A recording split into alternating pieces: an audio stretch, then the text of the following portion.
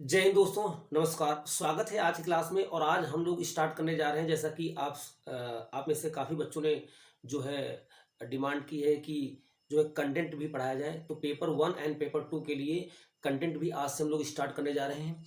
बहुत ही संक्षेप में आपको चीज़ें बताई जाएंगी जो डायरेक्ट आपके एग्जाम्स में आने वाली हैं। जो भी सेशन होंगे वहाँ से कंप्लीटली आपके 2 से 3 नंबर्स आराम से आएंगे। बहुत ही संक्षेप में हम लोग पढ़ेंगे। अगर इतना ही आप रिवीजन कर लेते हैं तो 100% आप एग्जाम्स में बेहतर कर पाएंगे। क्योंकि टाइम बहुत कम बचा है तो आपको बहुत ही सिलेक्टेड मटेरियल दिया जा रहा है। बस आप एक बार कोशिश करके जो है इन सारी वीडियो को देखिए। और मैं अभी नोट्स भी बना रहा हूँ, तो आपको नोट्स भी फ्री ऑफ कॉस्ट प्रोवाइड कराए जाएंगे। आप उन नोट्स को लास्ट टाइम अच्छे से रिवीजन करके जाइए, तो मैं फ्री ऑफ कॉस्ट आपको अच्छे गणित के एंड जो मैथ्स पेडागोजी है और कंटेंट दोनों के मैथ्स जो नोट्स हैं वो मैं प्रोवाइड कराने की पूरी कोशिश कर रहा हूँ। और बहुत जल्दी से आपको टेलीग्राम पर वो नोट्स मिल जाएंगे। तो अगर आप नए हैं इस वीडियो में तो आप इस चैनल को लाइक सब्सक्राइब कर लीजिए। और जो टेलीग्राम चैनल है maths by Ashok Yadav sir, जो मैथ्स बाय अशोक यादव, उसमें लगभग लगभग 800 के आसपास जो मेंबर्स हैं उसको आप ज्वाइन कर सकते हो। बहुत जल्दी उस पर आपको नोट्स की पीडीएफ मिलने वाली है। तो आइए दोस्तों, लेट ना करते हुए आज का सेशन स्टार्ट करते हैं। और आज का सेशन है सीटेट, जो दिसंबर से स्टार्ट होने जा रहा है 2022 से। उसमें नंबर्स एक टॉपिक है। ये पेपर 1 और पेपर 2 बोथ के लिए इंपॉर्टेंट है। तो आई पूरा नंबर सिस्टम जो है जिस प्रकार से आपके सीटेट के एग्जाम में आता है उस एस्पेक्ट को लेकर के हम लोग आगे बढ़ाएंगे। यहाँ पर सिर्फ वही एस्पेक्ट हम लोग डिस्कस करेंगे जो आपके सिर्फ सीटीटी में आता है। आई दोस्तों बढ़ते हैं। तो जब नंबर्स की बात आती है तो आपको मैंने पेडागोजी में बताया कि गणित एक भाषा है। गणित इज अ लैंग्वेज। गणित एक भाषा है। और कैसी भाषा है? ये यूनिवर्सल लैंग्वेज है। यानी गणित एक सार्वभौमिक और स्वतंत्र भाषा है। तो अगर ये भाषा है तो इसके अपने क्या होंगे? जब किसी भाषा को आप पढ़ते हो ना तो उसके क्या होते हैं? लेटर्स, यानी जो अक्षर होते हैं जिनसे शब्द बनते हैं। और वर्ड्स, यानी वर्ड से फिर जो है आपका सेंटेंस, वाक्य बनते हैं। और सेंटेंस से फिर पैराग्राफ, और पैराग्राफ से फिर लैंग्वेज बन जाती है। तो इस प्रकार से यहाँ पर लेटर्स नहीं है। लेटर्स की जगह पर यहाँ पर डिजिट्स यानी कि अंक हैं। तो कितने डिजिट्स हैं आइए ध्यान दीजिएगा। जो यहाँ पर डिजिट है टोटल वो 1 2 कितने हैं? 1 2 3 4 5 6 7 8 9 9 तो ये हो गए। और एक डिजिट होता है 0। मैंने 0 यहाँ पर लास्ट में क्यों लिखा है बच्चों? इस सीटीटी में कई बार सवाल पूछा गया है कि बच्चे को शून्य का ज्ञान कब कराना चाहिए।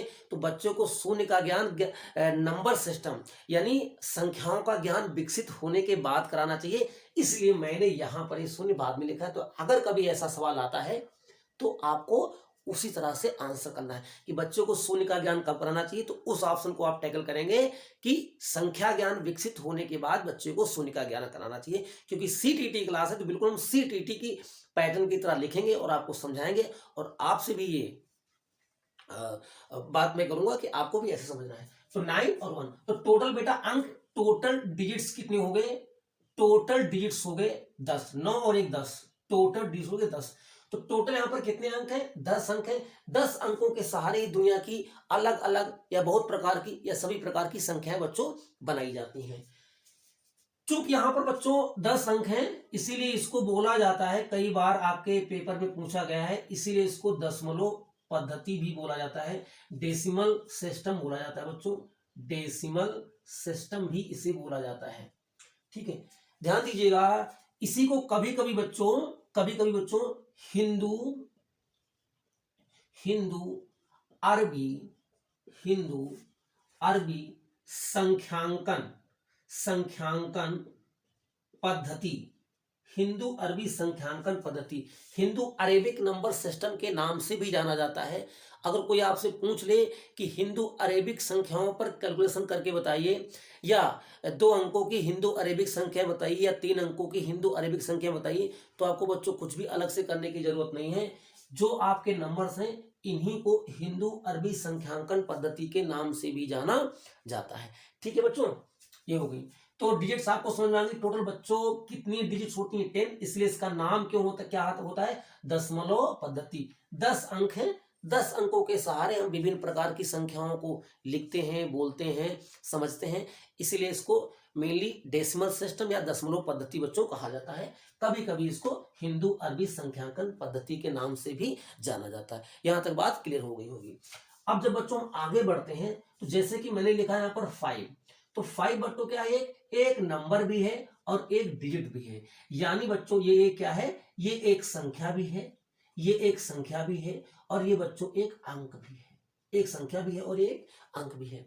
लेकिन जब मैं लिखता हूं 1 2 7, ये लिखा है 127, ये बच्चों सिर्फ और सिर्फ क्या है, नंबर है। यानी एक बच्चों ये क्या है, संख्या है, लेकिन ये डिजिट नहीं है। तो आप एक बात समझ गए कि 0 से लेकर 9 तक, यानी 1 से 9 और 0, जब कोई एक अंक वाली संख्या लिखी होती है, जब कोई 1 डिजिट नंबर लिखा होता है, तो नंबर भी होता है और वो डिजिट भी होता है, अर्थात वो संख्या भी होती है और वो अंक भी होती है।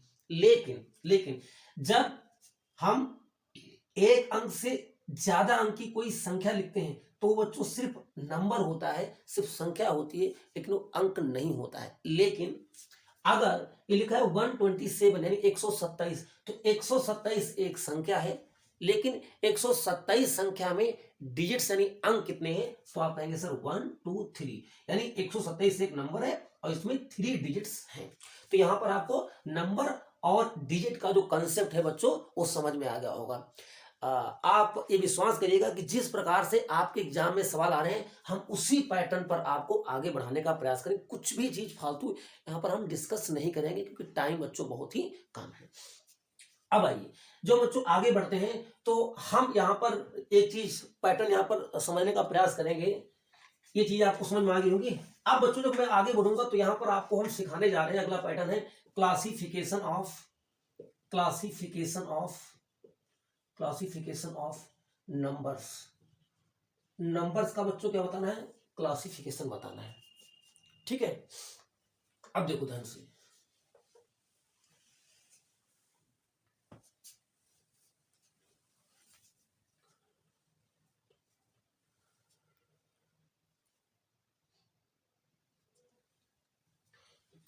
आइए बच्चों, अब मैं यहां पर आपको जो दूसरा टाइप है इसमें,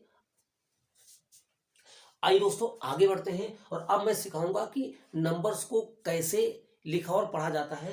बच्चों दो सिस्टम है, एक है नेशनल सिस्टम और एक है बच्चों इंटरनेशनल सिस्टम। बच्चों टेट सीटेट पीआरटी सब में यहां से बहुत से सवाल आते हैं। एक नंबर के सवाल अभी आपको कंप्लीट कराता हूं। बच्चों जैसे लिखा है 2 3 2 3, कुछ भी नंबर आप लिख लेते हैं, कोई भी नंबर आप लिख लेते हैं। सेम नंबर में यहां बच्चों लिख लेता हूं, सेम नंबर में यहां लिख लेता हूं, सेम नंबर में लिख लेता हूं। अब यहां बात यह है कि बच्चों इन नंबर्स को लिखते कैसे हैं, तो आप बहुत ध्यान दीजिएगा कि जब नेशनल सिस्टम में लिखते हैं या इंटरनेशनल सिस्टम लिखते हैं तो लिखने का तरीका क्या है, पहला कॉमा दोनों जगह पर हम कहां पर लगाते हैं, 3 डिजिट्स पर लगाते हैं। उसके बाद यहां लगता है 2 2 पर और यहां पर लगता है बच्चों 3 और 3 पर। ठीक है, अब जैसे इसको हम लिखते हैं बच्चों वैसे ही पढ़ते हैं। ध्यान दीजिएगा, जैसे हम लोग लिखते हैं वैसे ही पढ़ते हैं।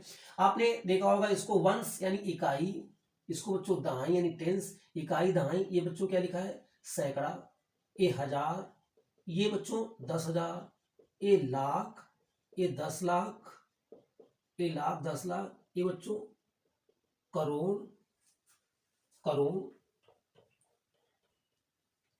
करोड़, 10 करोड़ और ये अरब है।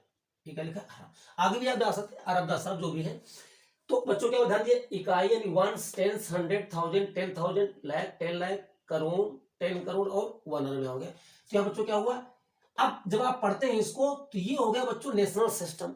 अब इसी बात को जो आप इंटरनेशनल सिस्टम में लिखते हैं तो कैसे लिखेंगे, ध्यान दीजिएगा। इंटरनेशनल सिस्टम का मतलब इंग्लिश मीडियम में लिखना नहीं होता है।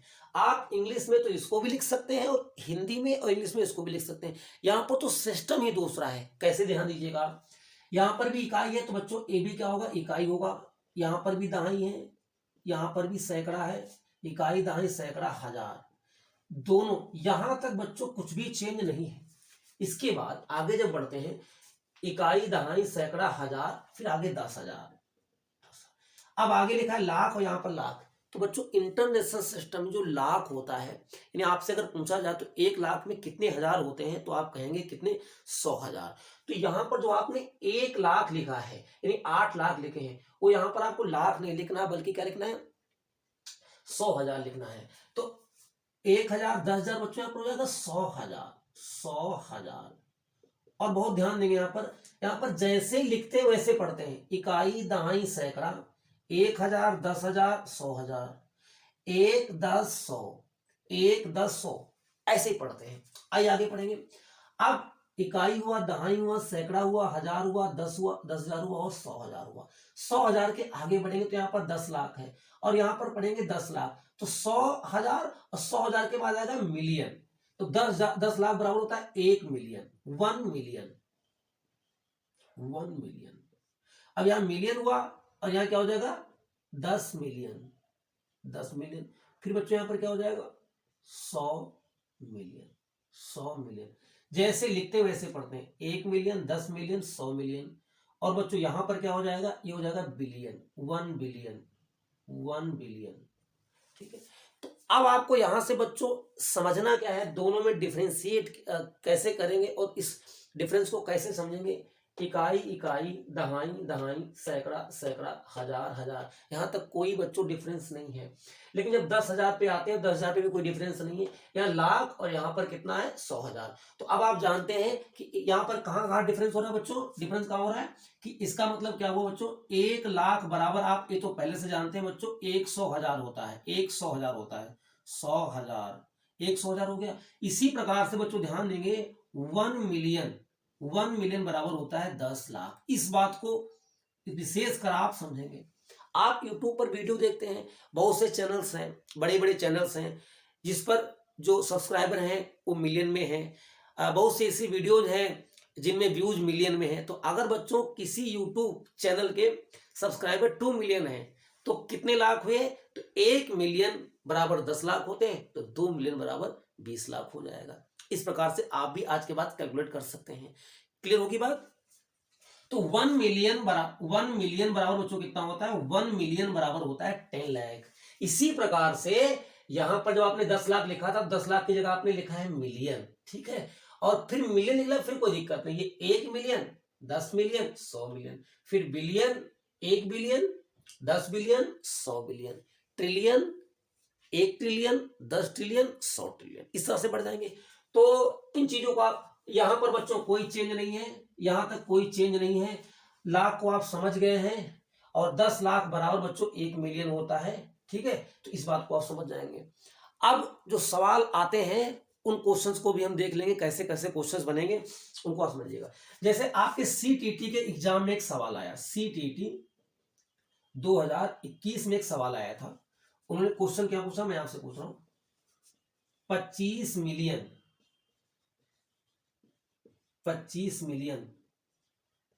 को भारतीय पद्धति में लिखिए। तो 25 मिलियन को भारतीय पद्धति में आप कैसे लिखेंगे, तो बस कुछ नहीं करना है, देखना बच्चों आंसर कैसे आएगा आपका। 25 मिलियन है ये, और आप जानते हैं 1 मिलियन बराबर बच्चों 10 लाख होता है। तो इसको इंडियन सिस्टम में कन्वर्ट करने के लिए हम इसको 10 लाख से क्या कर दें, गुणा कर दें। क्लियर होगी बात। ये 25 मिलियन है और आप अभी जानते हैं कि 1 मिलियन बराबर 10 लाख है। तो इसको अगर हम 10 लाख से गुणा कर देंगे, तो जैसे मैं 10 लाख से गुणा करूंगा वैसे ही ये इंडियन सिस्टम में कन्वर्ट हो जाएंगे और आप उसको पढ़ सकते हैं और बता सकते हैं। तो 10 लाख में कितने जीरो होते हैं, 6 जीरो होते हैं, आप जानते हैं, 6 जीरो हो गए। ठीक है। अब इसको आप लिख लेंगे, तो ये 25 हो गया और इसमें 6 जीरो बढ़ा दो, तो ये क्या हो गया। अब सबसे पहले जब भी कोई आप नंबर लिखें, तो उसको नेशनल और इंटरनेशनल सिस्टम में लिखने का सही से प्रयास करें। क्योंकि हमें इंडियन सिस्टम में बताना है, तो ये मैंने लिख दिया, यहाँ पर 2 पर लगा, सो यहाँ 3 पर, 2 पर, फिर 2 पर, तो यहाँ पर कितना आ गया, 2 करोड़ 50 लाख। तो क्या आ जाएगा, 2 करोड़ 50 लाख। तो बच्चों ये मैंने क्वेश्चन भी आपको करा दिया कि जो आपके पेपर में इस तरीके से पूछे गए हैं, दोनों पेपर में पूछे गए हैं, जूनियर और प्राइमरी दोनों में पेपर में बहुत ढेर सारे सवाल यहाँ से आए हैं। तो मुझे आशा है कि ये चीज और ये कंसेप्ट आप बहुत अच्छे से समझ गए होंगे कि कैसे हम लोग यहाँ से करते हैं। ठीक है। जो डिफरेंस है, बस यहाँ पर डिफरेंस है लाख से, तो 1 लाख बराबर 100,000 होते हैं और 10 यहाँ पर क्या होता है 10 लाख बराबर 1 मिलियन होता है। 10 लाख इक्वल टू 1 मिलियन। इस बात को आप अगर समझ गए तो आप बहुत ही आसानी से कन्वर्ट कर देंगे। आशा है कि दोस्तों ये बातें बहुत अच्छी और लग रही होंगी, आपको समझ में आ रही है। अगर ये चीजें आपको समझ में आ रही है तो एक बार कमेंट जरूर करेंगे और बताएंगे कि वीडियो कैसी लग रही है। इससे थोड़ा सा हमें मोटिवेशन मिलेगा कि जो मैं थोड़ी सी कोशिश कर रहा हूँ आपके लिए, वो शायद कहीं ना कहीं आपको बेनिफिट दे रही। तो आप कमेंट करके जरूर बताएंगे और वीडियो को जरूर लाइक कर देंगे अगर आपको अच्छा लग रहा है। आइए अब हम लोग आगे बढ़ते हैं और इसी में अगली कैटेगरी आपको बताते हैं जो सबसे इंपॉर्टेंट है, जहां से ढेर सारे सवाल आए हैं। हर शिफ्ट में वहां से 1 से 2 सवाल मिले हैं। तो बच्चों आगे है स्थानीय मान। स्थानीय मान, स्थानीय मान यानी कि प्लेस वैल्यू, प्लेस वैल्यू। और आगे जब आप पढ़ेंगे तो भी फेस वैल्यू बात करेंगे। तो एक है स्थानीय मान और एक है, यहां से कर लेंगे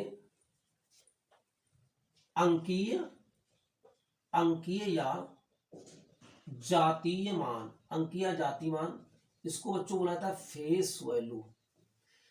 तो फेस वैल्यू बच्चों निकालना बहुत आसान है। ये दुनिया का गणित का सबसे आसान कंसेप्ट है। फेस वैल्यू मतलब जैसे एक सवाल मैंने लिखा 3, 4, 9, 7, 8। अब ये एक संख्या है। अब इस संख्या के अंकों का जातीय या अंकीय या फेस वैल्यू क्या होगी? तो बहुत फेस वैल्यू मतलब जिस संख्या में, किसी संख्या में जिस अंक का जो चेहरा होता है उसका वही मान होता है। जैसे यहां पर 8 है तो 8 का अंकीय या जातीय मान 8 होगा। 7 का कितना होगा? 7 होगा। और 9 का कितना होगा? 9 होगा। यानी क्या लिखेंगे? किसी संख्या में किसी अंक का अंकीय, जातीय या फेस वैल्यू वही अंक प्राप्त होता है। क्लियर होगी बात? अब आइएगा स्थानीय मान। तो किसी संख्या का स्थानीय मान यानी प्लेस वैल्यू बच्चों 2 चीजों से मिलकर बनता है। एक तो उसका अंकीय या जातीय मान और दूसरा उसका स्थानीय मान। कैसे? जैसे मैंने यहां पर एक संख्या लिख दी बच्चों, ध्यान दीजिएगा, ये आपका संख्या है, ठीक है, ये आपकी क्या है? संख्या है। तो 3 का स्थानीय मान निकालने के लिए, क्योंकि यहां से ढेर सारे सवाल आएंगे, उस बात को आप समझिएगा ध्यान से, इसमें एडवांस लेवल के भी कुछ क्वेश्चन मिलेंगे। तो 3 का स्थानीय मान कितना है? तो यहाँ पर 3 का स्थानीय मान का मतलब है 3 आप लिखेंगे, ये हो गया इसका अंकीय या जातीय मान। और ये किस स्थान पर है? ये यूनिट है ना, ये वंस और टेंस यानी इकाई पर है, इसको 1 से गुणा करते हैं तो ये कितना बनता है? 3। ये 7 है तो ये अंकीय मान 7 है। लेकिन किस स्थान पर है? इकाई दहाई, दहाई के स्थान पर, तो इसको गुणा किससे करेंगे? 10 से, तो कितना आ जाएगा? 70। क्लियर है? लेकिन अब आप जानते हैं कि आपको पहले से पता है कि अगर हमें 5 का स्थानीय मान निकालना है तो हमें ये पूरा प्रोसेस करने की जरूरत नहीं है। हम सिंपली 5 लिखेंगे और 5 के बाद जितने नंबर हैं उतने जीरो बढ़ा देंगे। तो 5 के बाद कितने जीरो नंबर है? 1, 2, तो यहां पर कितने जीरो बढ़ा देंगे? क्लियर? अब यहाँ ये 4 है तो आपने 4 लिखा और इसके बाद कितने नंबर है? 1, 2, 3, तो यहाँ पर 3 क्या कर दिया। सेम में आपने 9 लिखा, 9, और इसके बाद कितने डिजिट है? 3 to 5, तो आपने जीरो कितने बढ़ा दिए?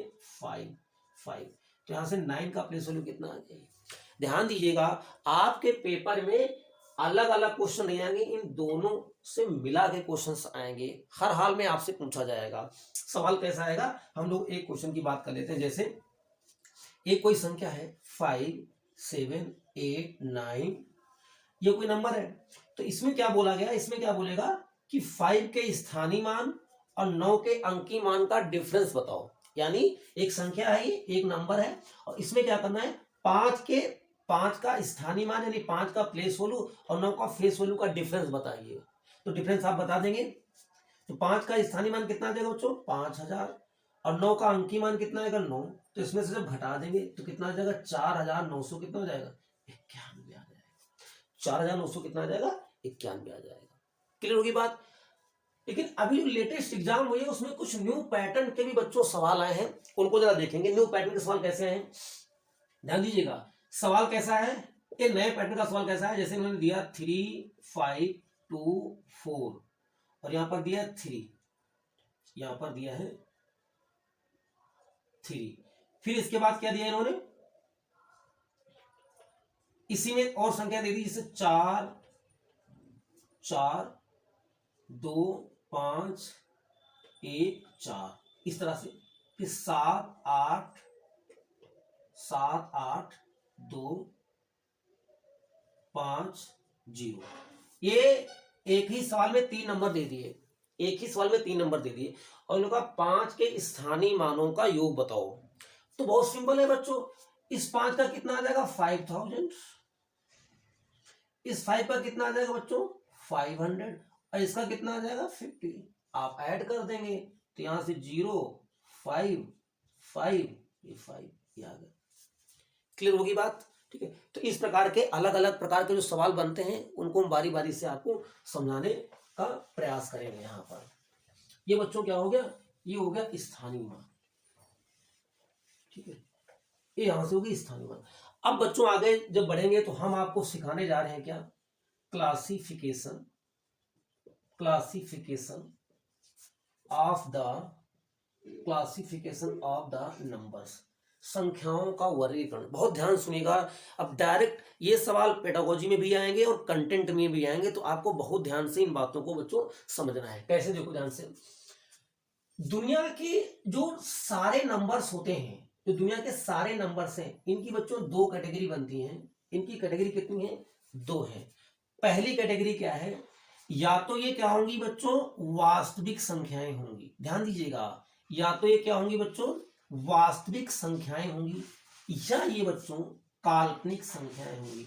यानी दुनिया की काल्पनिक संख्याएं, यानी दुनिया की सभी संख्याओं के संख्याओं को 2 पार्ट में डिवाइड करते हैं। या तो ये वास्तविक संख्या होंगी, इनको हम बोलते हैं रियल नंबर है ये, या तो ये रियल नंबर है, या ये क्या है इमेजिनरी नंबर है, इमेजिनरी नंबर है। अब ध्यान दीजिएगा, वास्तविक संख्याएं और काल्पनिक। पहले आप काल्पनिक संख्या समझ लो। काल्पनिक संख्याओं को आयोटा बोला जाता है और ये ऐसी संख्याएं होती हैं, ये ऐसी संख्याएं होती हैं आई बराबर, अगर इन काल्पनिक संख्याओं को आई स्क्वायर बराबर -1, यानी ये जो इमेजिनरी नंबर है इसका स्क्वायर करने पर -1 प्राप्त होता है, तो आई बराबर हो जाएगा अंडर रूट में -1। अब आपको यहां पर ज्यादा दिमाग नहीं लगाना है, बहुत ज्यादा परेशान होने की जरूरत नहीं, सिर्फ एक ही समझिएगा, अगर दुनिया की कोई भी संख्या, दुनिया की कोई संख्या अंडर रूट में माइनस में लिखी गई है, अंडर रूट में माइनस में लिखी गई है, तो उसे काल्पनिक संख्या कहेंगे। जैसे जैसे आपसे कोई पूछ ले तो अंडर रूट में -29 कैसी संख्या है, अंडर रूट में -23 कैसी संख्या है, तो अगर अंडर रूट में कोई संख्या लिखी गई है और वो माइनस में है तो वो काल्पनिक संख्या इमेजिनरी नंबर कहलाएगी। इसके अलावा और आपको कुछ भी कहने की जरूरत नहीं, इन्हें आयोटा बोला जाता है और इससे ज्यादा आपको यहाँ पर पढ़ने और समझने की जरूरत नहीं। क्लियर है? तो क्या आपने समझा, काल्पनिक संख्याएं वो संख्याएं होंगी जो रूट में माइनस में लिखी गई होंगी। यहां तक क्लियर सबको? इससे ज्यादा आपको समझने और करने की कोई जरूरत नहीं है। यही। अब आइए बच्चों, वास्तविक संख्याओं की जब बात करेंगे, रियल नंबर्स की जब आप बात करेंगे, रियल नंबर, तो भाई रियल नंबर होते हैं बच्चों 2 प्रकार के होते हैं। एक तो होते हैं फर्स्ट वन रेशनल नंबर, जिनको आप बच्चों बोलते हैं परिमेय संख्याएं। क्या बोलते हैं? परिमेय संख्याएं। और एक बच्चों होते हैं जिन्हें आप बोलते हैं अपरिमेय संख्याएं, अपरिमेय संख्याएं, अपरिमेय संख्याएं। इनको बोलते हैं रेशनल नंबर, रेशनल नंबर, इनको बोलते हैं इरेशनल नंबर, इरेशनल नंबर। ठीक, आप जानते हैं कि वास्तविक संख्याओं के 2 पार्ट हुए, परिमेय और अपरिमेय। अब यहां पर आप समझिएगा, रेशनल वो है जिनको आप जानते हो कि P/Q के फॉर्म में लिख सकते हो, और इरेशनल वो हैं जिनको आप P/Q के फॉर्म में नहीं लिख सकते हो। क्लियर है? जो कि आप आगे पढ़ेंगे।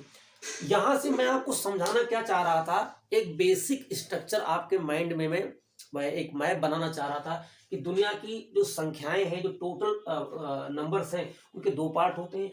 एक काल्पनिक संख्याएं, वो क्या होती हैं जो अंडर रूट में माइनस में लिखी गई हो, उन्हें काल्पनिक संख्याएं कहा जाता है। वास्तविक संख्या रियल नंबर्स क्या होती हैं, वो परिमेय और अपरिमेय 2 रूपों में बटी होती हैं।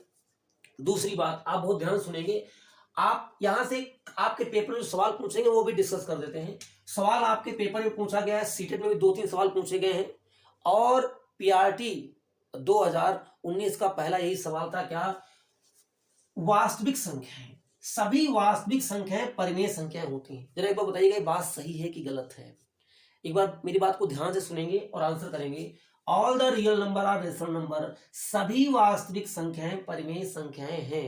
क्या ये बात सही है या गलत है? सभी वास्तविक संख्याएं परिमेय संख्याएं हैं, ये बात सही नहीं है। क्यों? क्योंकि सभी वास्तविक संख्याएं परिमेय संख्याएं नहीं होती हैं, क्योंकि वास्तविक संख्याओं के दो पार्ट होते हैं, एक परिमेय और एक अपरिमेय। इसलिए कुछ वास्तविक परिमेय होंगी तो कुछ वास्तविक अपरिमेय होंगी। यहां तक बात क्लियर होगी? तो ये बात गलत है। अगर कोई कहता है कि सभी वास्तविक परिमेय होती है तो ये बात सही नहीं है कि कुछ वास्तविक परिमेय होंगे और कुछ वास्तविक क्या होंगी? अपरिमेय होंगी। अच्छा, दूसरी बात, क्या सभी परिमेय वास्तविक होती हैं? आप बोलिए, बताइए, क्या all the rational number are real number, क्या सभी परिमेय संख्याएं वास्तविक संख्याएं होती हैं? यस, क्योंकि परिमेय आई कहां से? वास्तविक से बनी है, तो सभी परिमेय संख्याएं क्या होती हैं? वास्तविक संख्याएं होती हैं। बात समझ में आ गया आपको? इसका मतलब ये हुआ। तो इस तरह से आप चीजों को समझेंगे। अब हम जब आगे बढ़ेंगे तो आपको मेनली इसमें की कुछ चीजें और बताने जा रहे हैं, इनका डिटेल में क्लासिफिकेशन बताने जा रहा हूं मैं। ठीक है बच्चों, डिटेल में मैं क्लासिफिकेशन बताने जा रहा हूं और उनको ध्यान से आप सुनेंगे। सबसे पहला क्लासिफिकेशन है प्राकृतिक संख्याओं का, बहुत ही ज्यादा इंपॉर्टेंट है। प्राकृतिक संख्याएं, प्राकृतिक संख्याएं जिनको बच्चों बोला जाता है नेचुरल नंबर, ये क्या होती है बच्चों? ये जो होती है ना, ये एक से प्रारंभ होते हैं, ये एक से प्रारंभ होकर के और कहां तक जाती है? अनंत तक जाती है। ये सारी की सारी धनात्मक संख्या होती हैं, ध्यान दीजिएगा। इसीलिए इनको काउंटिंग नंबर्स बोला जाता है। क्या बोला जाता है? काउंटिंग नंबर्स बोला जाता है, काउंटिंग नंबर्स। इन्हें गिनती बोला जाता है। तो प्राकृतिक संख्याएं वो संख्याएं होती हैं जो एक से लेकर के अनंत तक जाती हैं, ये सभी की सभी धनात्मक होती हैं। क्लियर है? और इन्हें बोला क्या जाता है? इन्हें काउंटिंग संख्याएं यानी गिनती, गिनने के लिए प्रयोग किया जाता है। दूसरा बच्चों, ये जा रहा था प्राकृतिक संख्याएं, अब आ जाता है आगे पूर्ण संख्याएं। पूर्ण संख्याएं, होल नंबर। आप जानते हैं कि होल नंबर क्या होते हैं। ये कौन सी सीरीज चल रही थी बच्चों? ये सीरीज चल रही थी प्राकृतिक संख्याओं की। इन प्राकृतिक संख्याओं में शामिल क्या हो गया? ये सीरीज जा रही थी, आपने अभी क्या सीखा? ये सीरीज जा रही थी। ये कौन सी सीरीज है? ये प्राकृतिक संख्याओं की। इसमें बच्चों क्या शामिल हो गया? क्या शामिल हो गया? तो बच्चों इसमें शामिल हो गया क्या? इन्हें बोलते हैं नेचुरल नंबर और इन्हें बोलते हैं, इन्हें डब्ल्यू से रिप्रेजेंट करते हैं।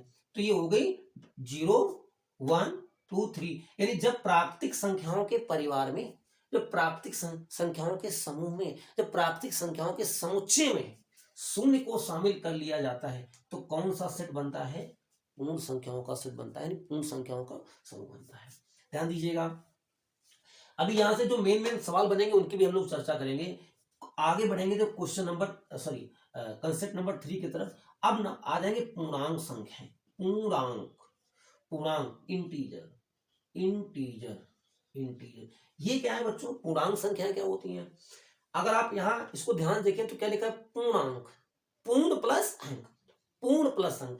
यहां पर दुनिया के सारे अंक आ जाते हैं। बच्चों मैं यहां से आगे बढ़ने से पहले एक क्वेश्चन आपसे करना चाहूंगा। बेस्ड ऑन साइन, चिन्ह के आधार पर संख्याएं कितने प्रकार की होती है? चिन्ह मीन्स पॉजिटिव, नेगेटिव, इस आधार पर संख्याएं कितने प्रकार की होती हैं? तो आप कहेंगे प्लस माइनस, धनात्मक ऋणात्मक, लेकिन दोस्तों संख्याएं होती हैं 3 प्रकार की, प्लस, माइनस और एक होता है शून्य। एक धनात्मक, एक ऋणात्मक और एक क्या? शून्य। तो संख्याएं 3 प्रकार की होंगी। कैसे? जब आप संख्याओं को आई से रिप्रेजेंट करना चाहेंगे, यहां पर आई से जब रिप्रेजेंट यहां करना चाहेंगे आप, ठीक है, तो ये क्या हो जाएंगी? देखो ध्यान से, ये क्या हो जाएंगी?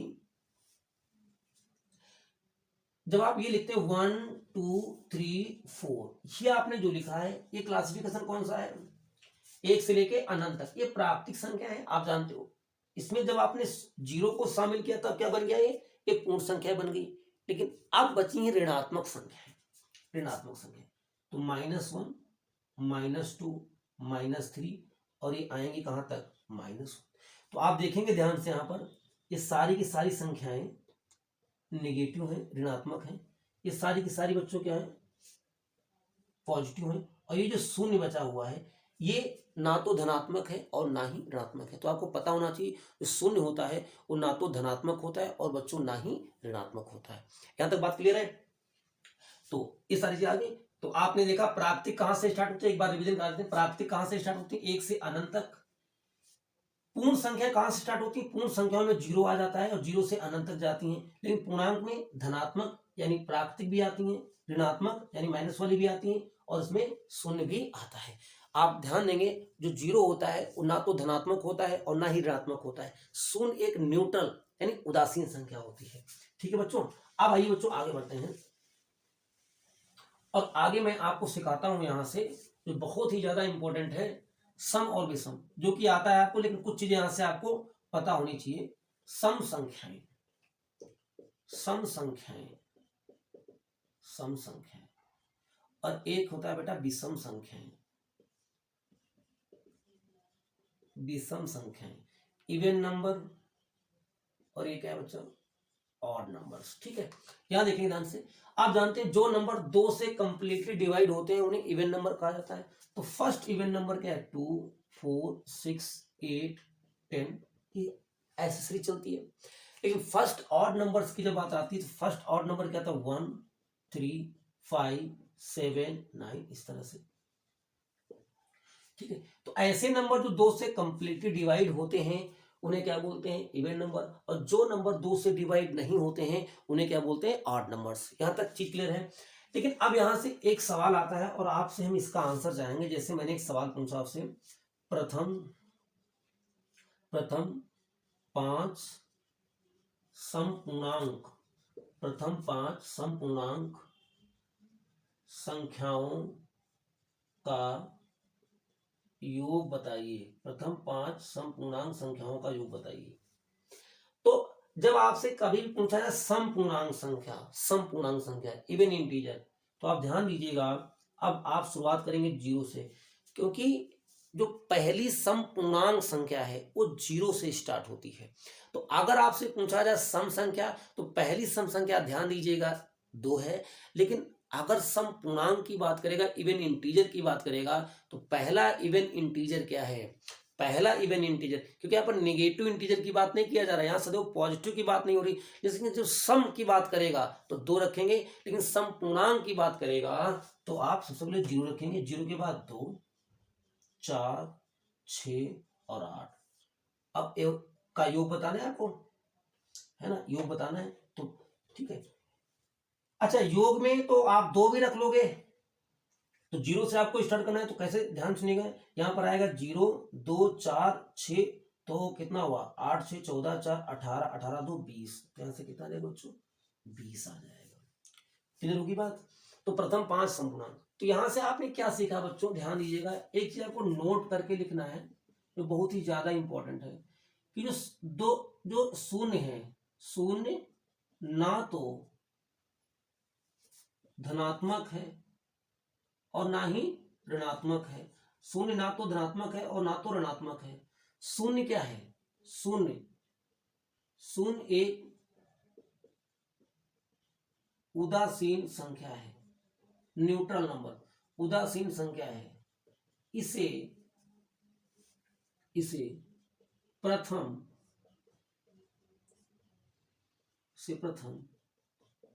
समपूर्णांक संख्या कहा जाता है, समपूर्णांक संख्या कहा जाता है। ठीक है बच्चों, तो ये भी सवाल आया है तो इस बात को भी आप समझिएगा।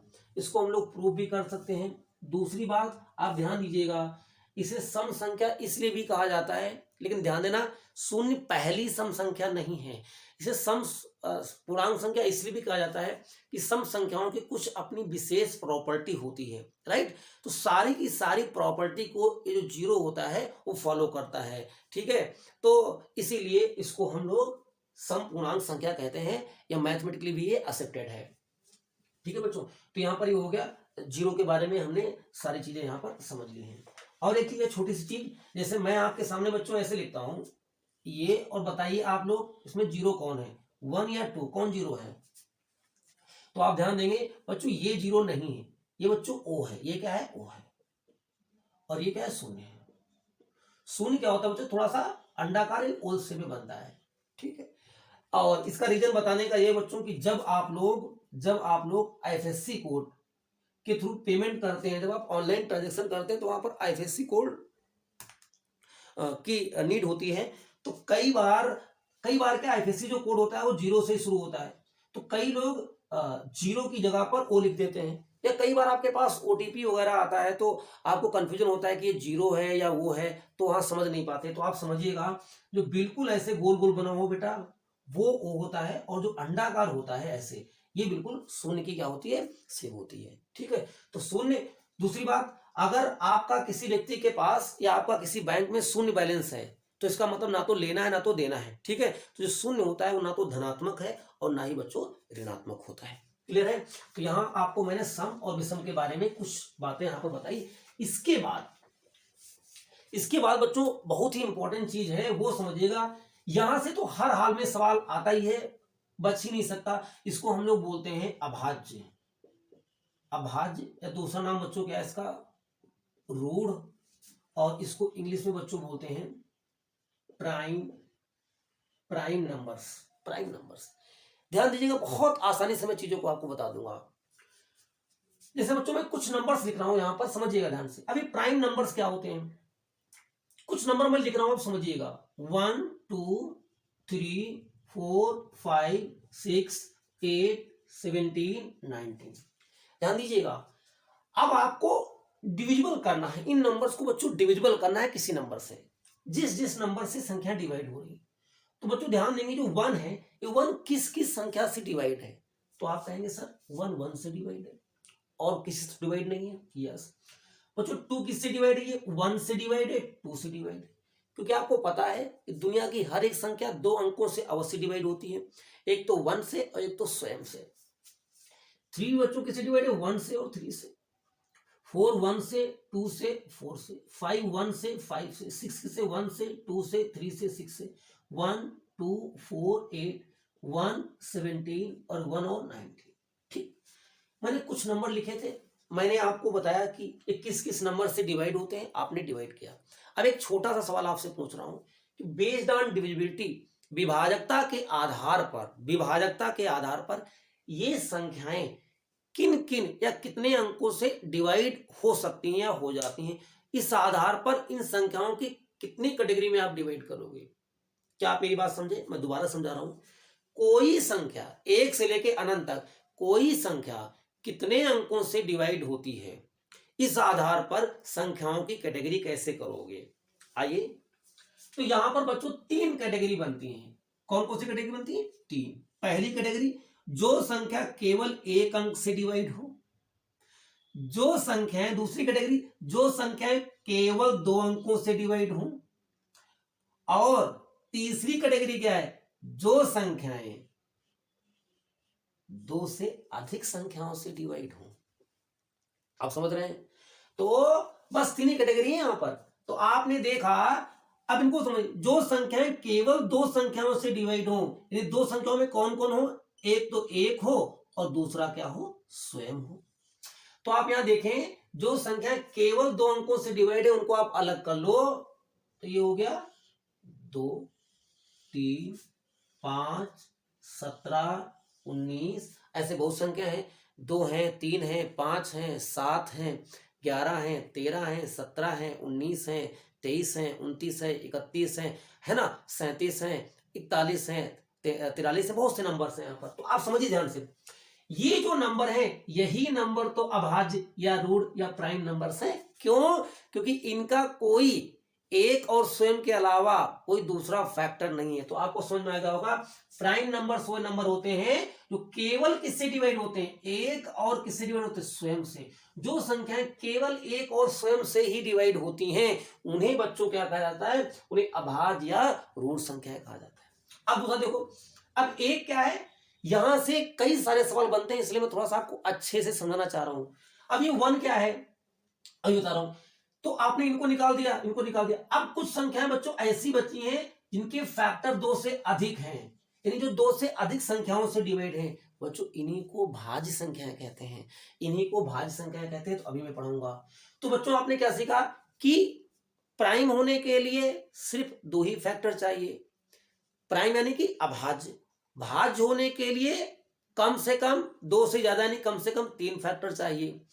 और अब इसको कहां रखोगे? 1 को, क्योंकि 1 के सिर्फ और सिर्फ कितने फैक्टर हैं?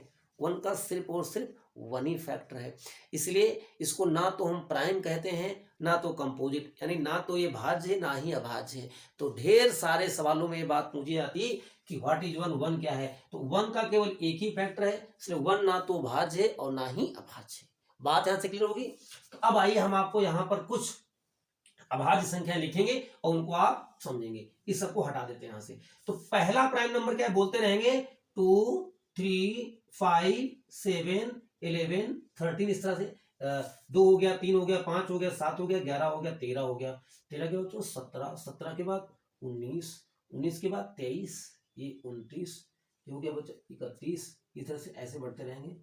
37, 41, 43, 47, ठीक है, इस तरह से जाते हैं हम।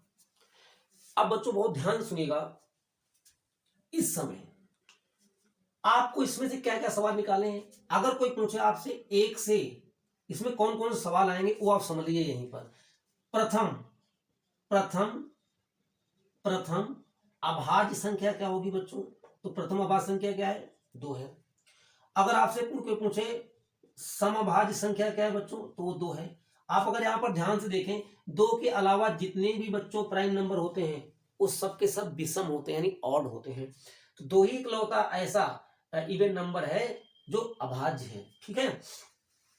इसके बाद ऐसे सवाल आपसे पूछे जा सकते हैं। ये क्वेश्चन नंबर नेक्स्ट हो गया। और आपसे क्या सवाल पूछा जा सकता है? जैसे बच्चों यहां ध्यान दीजिएगा, 1 से 100 तक, 1 से 100 तक कुल 25, 100 तक कुल 25 अभाज्य संख्या प्राप्त होती हैं और 1 से 50 तक कुल 15 अभाज्य संख्याएं प्राप्त होती हैं, है ना।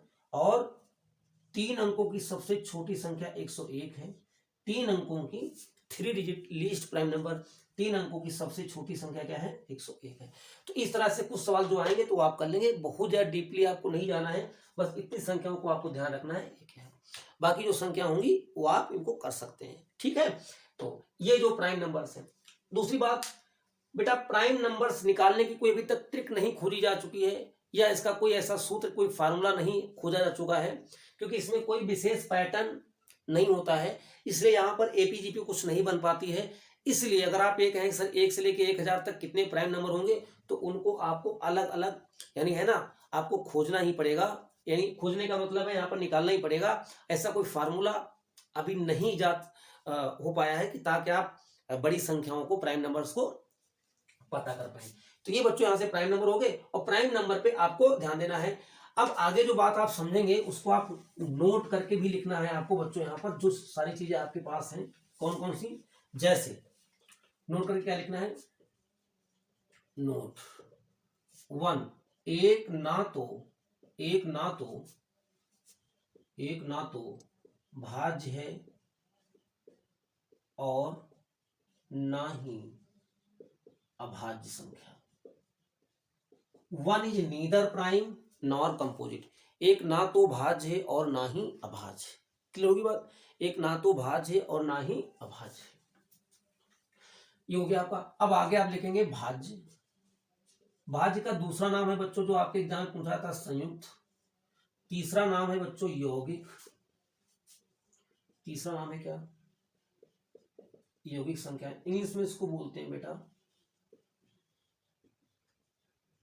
Composite number. क्या बोलते हैं? Composite number. तो भाज्य संख्या क्या है वो ध्यान दीजिएगा। अब भाज्य संख्या क्या होती है? जिसकी कम से कम कितने फैक्टर हो? 3 हो, जो 1 से डिवाइड हो, स्वयं से हो। जैसा कि दुनिया की सारी संख्या 1 और स्वयं से डिवाइड होती हैं। 1 और स्वयं के अलावा कम से कम एक और फैक्टर हो उसका, ठीक है।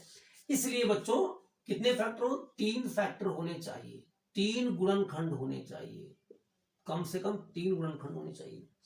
सबसे पहला जो इसमें सवाल पूछा जाता है कि फर्स्ट कंपोजिट नंबर कौन है, प्रथम भाज्य यौगिक या संयुक्त संख्या क्या है? तो बच्चों ध्यान देंगे, प्रथम यौगिक या संयुक्त संख्या क्या है? 4, 6, 8, 10, 12 इस तरीके से बढ़ती। तो आप इस सवाल को ध्यान देना कि फर्स्ट कंपोजिट नंबर क्या है 4, क्योंकि बच्चों 4 के कम से कम 3 फैक्टर हैं, क्योंकि 1 है 2 है और बच्चों कितना है 4 है। तो फर्स्ट कंपोजिट नंबर, प्रथम भाज्य संख्या, प्रथम संयुक्त संख्या बच्चों क्या है यहाँ पर ये है। अब आइए बच्चों आगे बढ़ते हैं और आगे मैं आगे आपको सिखा रहा हूं, जो बहुत ही इंपॉर्टेंट है, सह अभाज्य। सह अभाज्य को बोला जाता है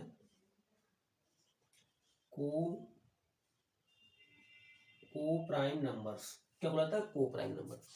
को प्राइम नंबर्स आपको समझना है बच्चों, ठीक है।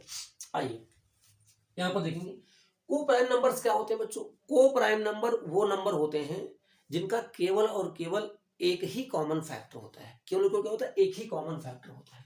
ध्यान दीजिएगा, एक ही कॉमन फैक्टर होता है।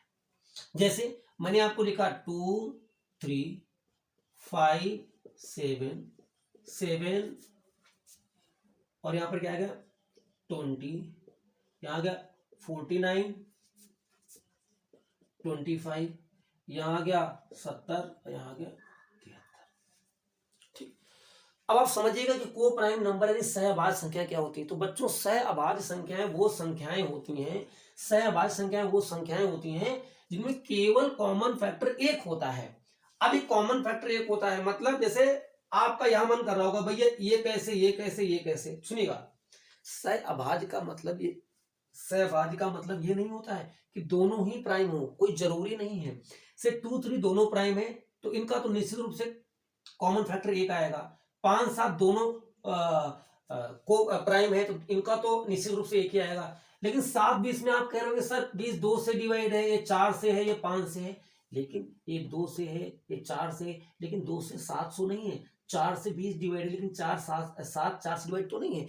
मतलब ऐसा बाहरी फैक्टर जो दोनों को डिवाइड करे तो माना जाएगा।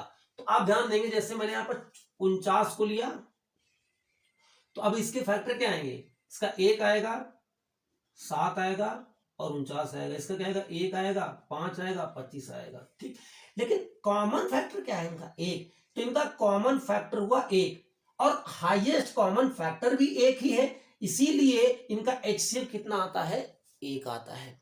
तो को प्राइम संख्याएं वो संख्याएं होती हैं, ध्यान से सुनेंगे, को प्राइम संख्याएं यानी सहअभाज्य संख्याएं वो संख्याएं होती हैं जिनमें केवल एक ही कॉमन फैक्टर होता है और वही हाईएस्ट कॉमन फैक्टर भी होता है। अतः को प्राइम संख्याओं का मासा एचसीएफ सदैव कितना प्राप्त होता है 1 प्राप्त होता है। तो इसको आपसे रिवर्स भी पूछा जाएगा कि सहअभाज्य संख्याओं का मासा कितना होगा, यानी को प्राइम नंबर का एचसीएफ कितना होगा 1।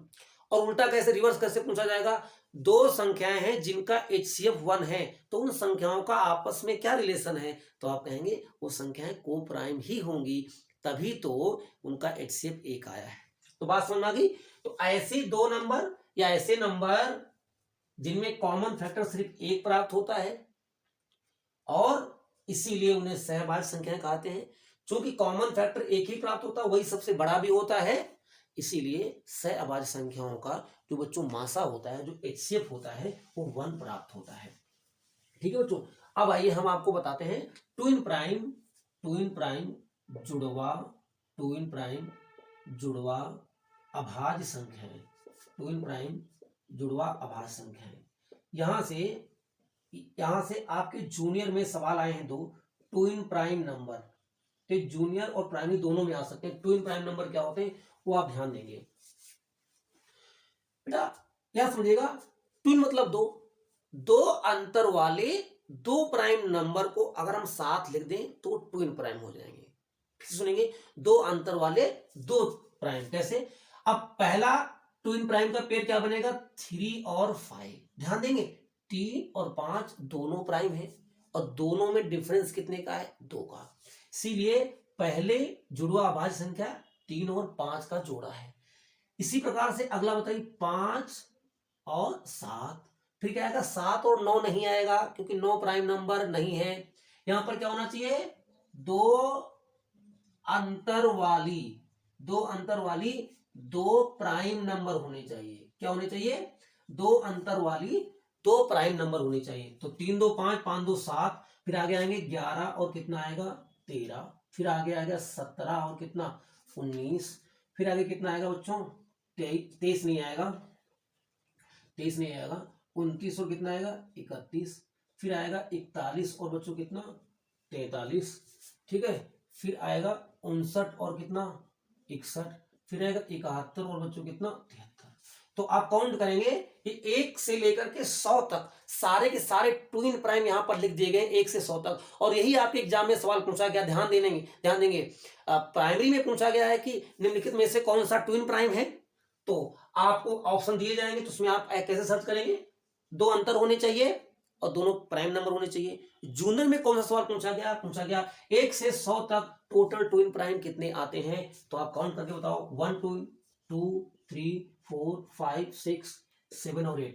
तो 1 से 100 तक ध्यान दीजिएगा, ये नोट करके लिखना है आपको अपनी कॉपी में। 1 से 100 तक कुल 8 पेयर बनते हैं ट्विन प्राइम के। तो ध्यान दीजिएगा मेरे साथ एक बार और फिर से बोलेंगे, ट्विन प्राइम क्या होते हैं, दो अंतर वाली दो प्राइम नंबर के जोड़े को ट्विन प्राइम नंबर कहा जाता है। दोनों प्राइम भी होने चाहिए और अंतर कितने का होना चाहिए, 2 का होना चाहिए। सबसे पहला पेयर कौन है 3 और 5, और बाद वाला कितना 71 और 73। यहां तक क्लियर है बच्चों। अब आइए बच्चों आगे बढ़ते हैं और आपको सिखाते हैं। आगे बच्चों चलेंगे, बहुत ही इंपॉर्टेंट एक है परफेक्ट नंबर।